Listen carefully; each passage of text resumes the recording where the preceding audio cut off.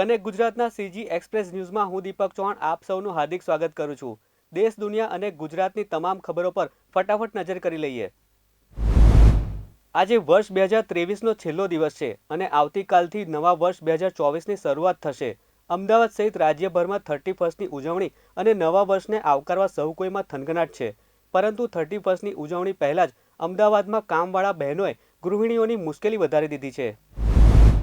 ગાંધીનગરના ઉવારસદ ગામમાં યુવકને ઝાડા ઉલટી થતાં તેને તાત્કાલિક સારવાર અર્થે હોસ્પિટલ ખસેડવામાં આવ્યો હતો, તો બીજી તરફ જિલ્લા કલેક્ટર દ્વારા જાહેરનામું પ્રસિદ્ધ કરી ઉવારસદ ગામ અને કર્ણાવતી યુનિવર્સિટીના 2 કિલોમીટરના વિસ્તારને કોલેરાગ્રસ્ત જાહેર કરવામાં આવ્યો હતો। રાજ્યનો સોળે કળાએ વિકાસ ખીલે તે માટે મુખ્યમંત્રી ભૂપેન્દ્ર પટેલ દ્વારા અમદાવાદ સહિત રાજ્યના 4 મહાનગરો માટે 419 કરોડના વિકાસ કામોની ગ્રાન્ટ પર મંજૂરીની મોહર લગાવી દેવામાં આવી છે।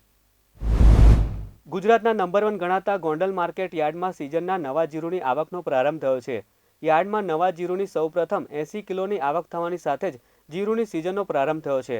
ત્યારે યાર્ડના લોકસભા 2024ની ચૂંટણી જીતવા માટે તમામ રીતે ભાજપ કમર કસી રહી છે, જેમાં અયોધ્યા રામ મંદિર હોય કે અન્ય બાબતમાં તમામ આપેલા વચનોને તે પૂરા કરી રહી છે તેવો સ્પષ્ટ નિર્દેશ બતાવી રહી છે।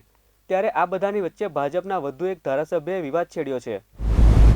ઇન્ડિયા ગઠબંધનની હાલની બેઠકમાં એમ નક્કી કરવામાં આવ્યું હતું કે 2024ની લોકસભાની ચૂંટણી માટે સીટ વહેંચણી માટે જલ્દી જ વાતચીત થશે।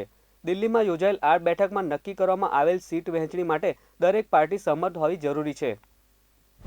ભારતીય ક્રિકેટ ટીમના સ્ટાર બેટ્સમેનનો ગત વર્ષે કાર અકસ્માત થયો હતો, જેને લગભગ 1 વર્ષ થવા જઈ રહ્યું છે।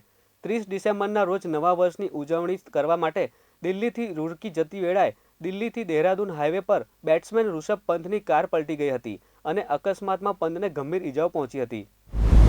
મહારાષ્ટ્રના છત્રપતિ સંભાજીનગરથી એક દુર્ઘટનાના સમાચાર સામે આવી રહ્યા છે। વાત જાણે એમ છે કે અહીં આગ લાગવાની ઘટનામાં 6 લોકોના મોત થયા છે। પ્રાથમિક વિગતો મુજબ મૃત્યુનું કારણ દાઝી ગયાનું બહાર આવ્યું છે। વિગતો મુજબ મોજા બનાવવાની ફેક્ટરીમાં આગ લાગી હતી। આગામી લોકસભાની ચૂંટણી નજીક આવી રહી છે, ત્યારે મુસ્લિમ મહિલા મતદારોને પોતાની તરફ કરવા માટે ભારતીય જનતા પાર્ટી એડી ચોટીનું જોર લગાવી રહી છે। આગામી 2 જાન્યુઆરીના રોજ ઉત્તર પ્રદેશમાં શુક્રિયા મોદી ભાઈજાન નામનું વિશેષ અભિયાન શરૂ કરવામાં આવશે, જેમાં ઓછામાં ઓછી 1000 મુસ્લિમ મહિલાઓને જોડવાનું લક્ષ્ય છે। સુપરસ્ટાર રજનીકાંતે દિવંગત વિજયકાંતને શ્રદ્ધાંજલિ આપ્યા બાદ પત્રકારો સાથે વાતચીત કરી હતી। વિજયકાંતના પાર્થિવ શરીરને આયલેન્ડ ગ્રાઉન્ડમાં દફનાવવામાં આવ્યો હતો। ભારત અને સાઉથ આફ્રિકા વચ્ચેની બીજી ટેસ્ટ પહેલા શનિવારે ભારતીય ટીમને મોટો ફટકો પડ્યો છે। ઓલરાઉન્ડર શાર્દુલ ઠાકુરને નેટ્સમાં બેટિંગ કરતી વખતે ખભામાં ઈજા થઈ હતી। તો આ હતા કનેક્ટ ગુજરાતના સીજી એક્સપ્રેસ ન્યૂઝ। નવી અપડેટ્સ અને વધુ સમાચારો માટે આપ જોડાયેલા રહો કનેક્ટ ગુજરાત સાથે। ત્યાં સુધી મને રજા આપશો। નમસ્કાર।